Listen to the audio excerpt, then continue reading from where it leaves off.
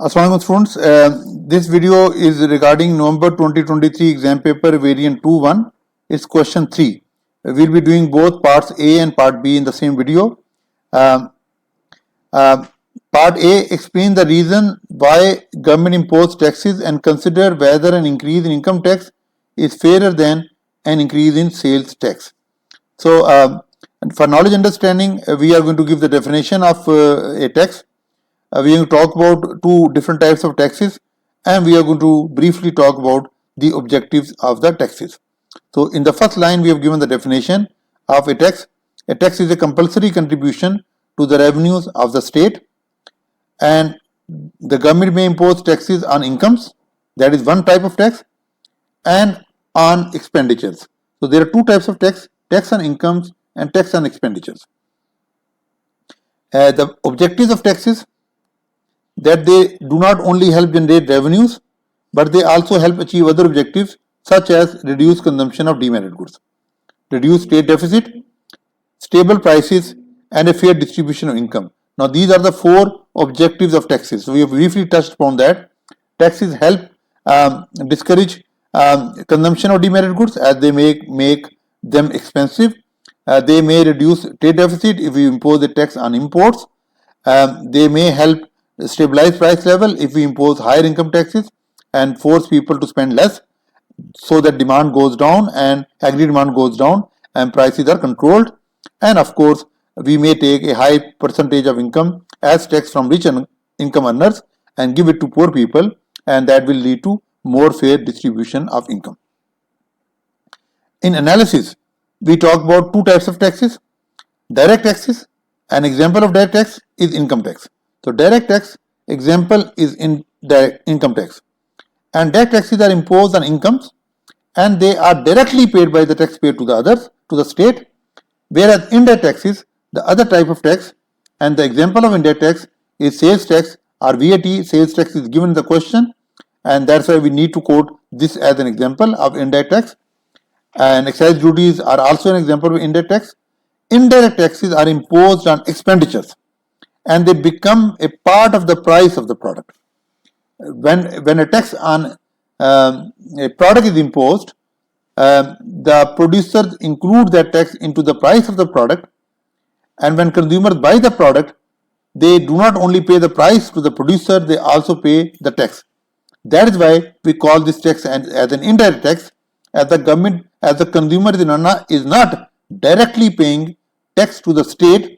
They are paying it to the producer in the form of the price, and then it will be the producer's responsibility to take out the portion of tax from the price he has charged and pay that tax to the government.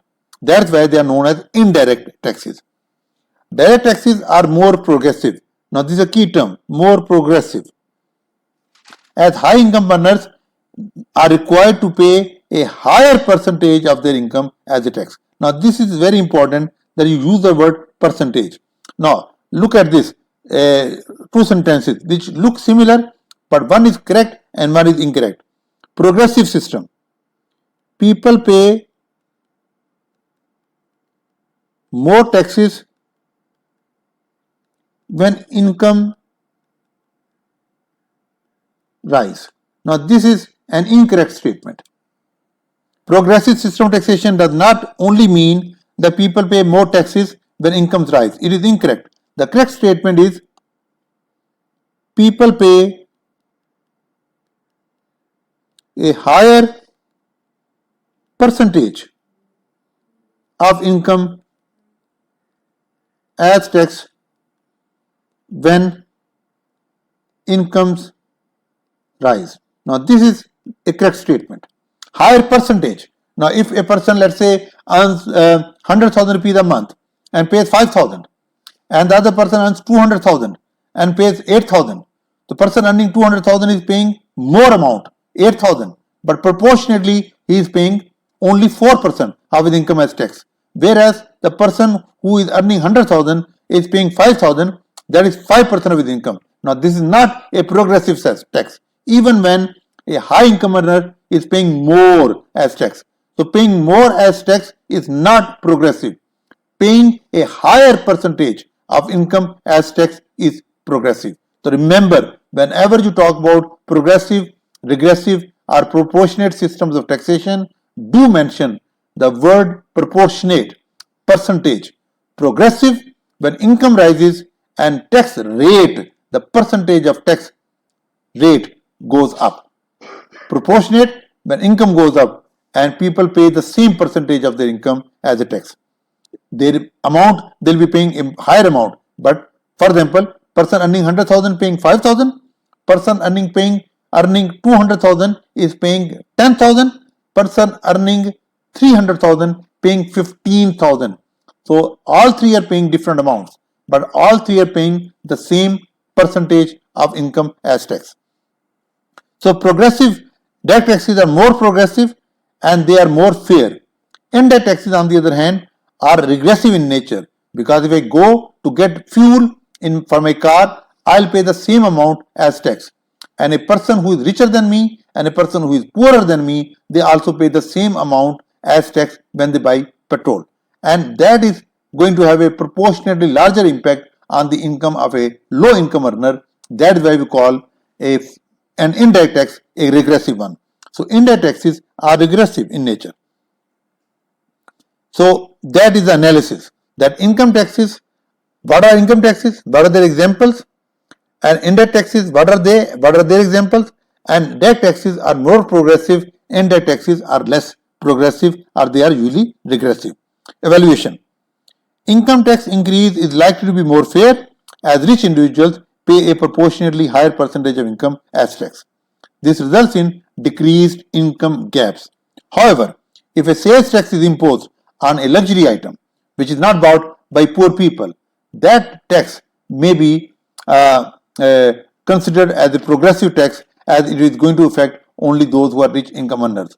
However, it is very difficult to agree on a definition of a luxury good, because a product may be luxury for someone but may not be luxury for someone else. Now we move to part B. Part B of November 2023, variant 2.1, question 4. It's question 4. It's question 4. It's not question 3. It's question 4. Probably it's not written correctly over here. It's question 4. It's a macro question.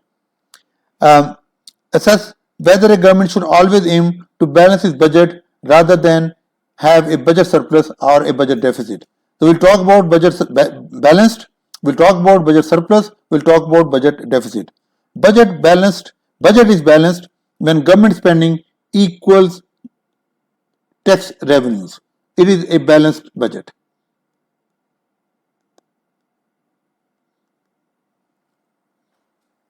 It is a balanced budget when government spending is equal to the tax revenue government collects. Budget is a fiscal tool. Fiscal policy, what is fiscal policy? Fiscal policy, second paragraph, it tells you it is a manipulation of government spending and net taxes, and it is meant to achieve a variety of macroeconomic objectives such as price stability and reduce unemployment, or high economic growth and greater income equality. Expansionary fiscal policy is meant to raise AD, and the tools of expansionary fiscal policy are higher G or lower T. Now, if we go for these tools, this leads to a budget deficit. A budget deficit is when government spends more than its tax revenue. It's a budget deficit. Budget deficit is an expansionary fiscal policy tool. Budget deficit is an expansionary fiscal policy tool. It is a demand injection. It adds demand. It is a demand injection. Budget deficit is a demand injection. So if government uses expansionary fiscal policy, reduces income tax, this will raise disposable income of consumers and of course post-tax profits for businesses. So both businesses will invest more and consumers will consume more. And if government is also raising government spending, so C is going up, I is going up, that is investment, and G is going up, that is AD, that is government spending. And since all three, C, I and G are part of AD, C is going up, I is going up, government spending is going up, AD will go up. And when AD goes up, we show the impact of higher AD Along x-axis, we'll write real GDP. It's a macro question. Be careful about the axis. Y-axis price level, downward sloping AD, upward rising AS, initial price level, initial equilibrium income. Because of expansionary fiscal policy, because of deficit budget, AD shifts to the right, real GDP rises. However, it may trigger demand pull inflation. So expansionary fiscal policy results in a budget deficit as the income of the government through tax and non-tax revenues fall short of its spending. G is more than tax revenue. Budget deficit on one hand,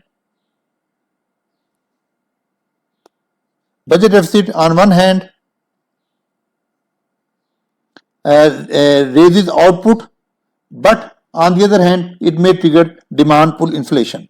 So AD increase, the use of expansionary fiscal tools leads to a budget deficit, and budget deficits inject demand into the economy. On one hand, it helps raise real output and employment, but on the other hand, it may trigger demand pull inflation. In economies where there is excess capacity available, budget deficit is quite useful, it is quite effective, as it can help utilize that excess capacity, it can help raise employment, it can help raise real GDP. However, budget deficit is not a great idea for economies operating at or above full employment, because in those cases there is no excess capacity available, and when budget deficit comes in and extra demand creeps into the economy, comes into the economy, and that cannot be met because by producing more, as the economy is already operating at full employment, in that case increased AD, which is because of budget deficit, increased AD is likely to trigger demand pull inflation. On the other hand, budget surplus is a contractionary fiscal policy tool, and the purpose of budget surplus is to control demand pull inflation. So a budget surplus is when G is less than T, government spending is less than tax revenue. Now it is a demand withdrawal. A budget surplus is a demand withdrawal as it reduces aggregate demand. And when aggregate demand falls, on one hand it is beneficial as it helps control demand pull inflation, but on the other hand it may trigger unemployment. Now we look at the impact of budget deficit and budget surplus over other components of AD. Now we look at this paragraph. Now this paragraph is very important, and this paragraph, you may take a screenshot of this paragraph. This paragraph is about financial crowding out. Now what happens? Budget deficit, now let me use the space which is provided over here. That budget deficit means G goes up, T goes down, and that means borrowing requirement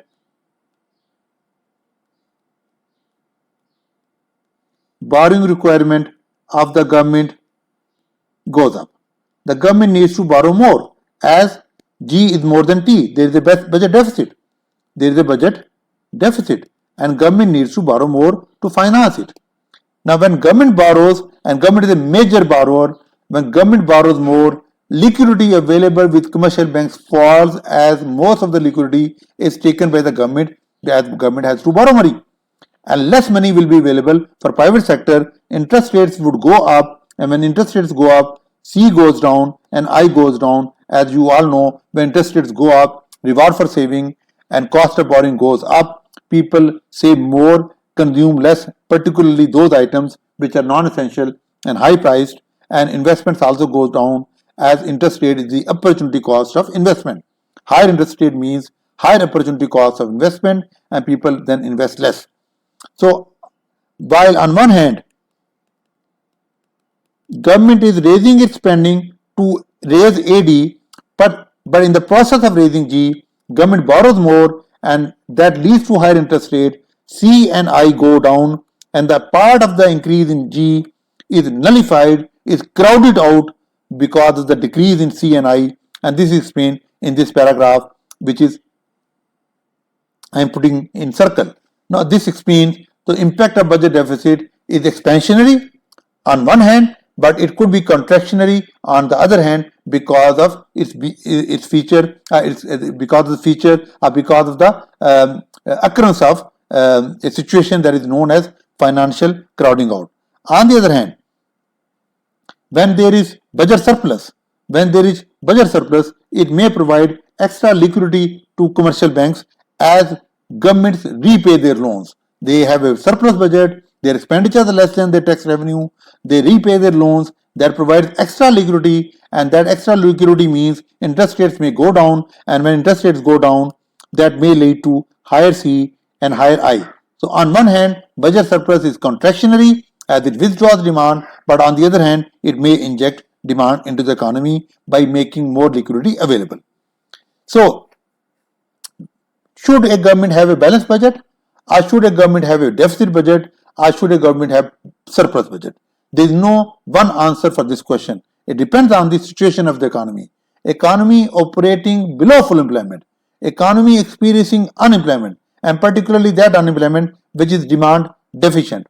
A government should prefer to have a deficit budget, because that deficit budget will inject demand into the economy, will help utilize excess capacity, will help create jobs. And of course, it may also help to solve the problem of structural unemployment. As government may spend more money on education and training, workers may acquire new skills, and they may become more adaptable, more flexible, and more productive, and they may get better jobs, and that may address the problem of structural unemployment. So budget deficit may help reduce demand deficient unemployment. It may also help reduce structural unemployment. However, budget deficit is not a great idea when there is inflation, when economy is operating above full employment.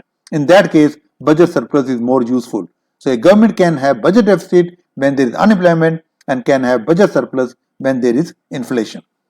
This concludes my discussion. I hope you found this video useful. Do share it with others, and do subscribe to our channel. Thank you very much.